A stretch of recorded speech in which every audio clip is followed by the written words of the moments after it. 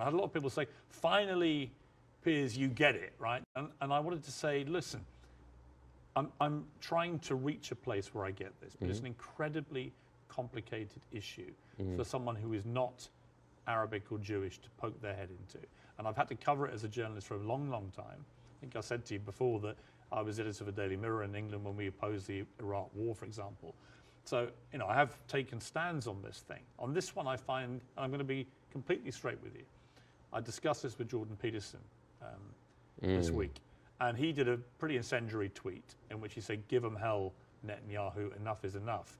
And he was actually very self-reflective about that in the interview we did this week, where he later issued a 20-minute video, because he said sometimes a one-line tweet can be unnecessarily inflammatory to people. Much better to take time to explain it. Here's where I've got to with this conflict now.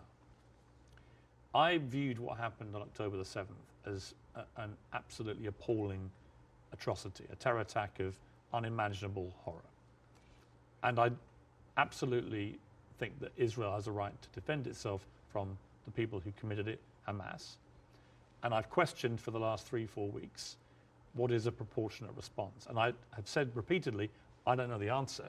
I want people who have a view to have a view about that. And I'll ask you again about where you think we are with this.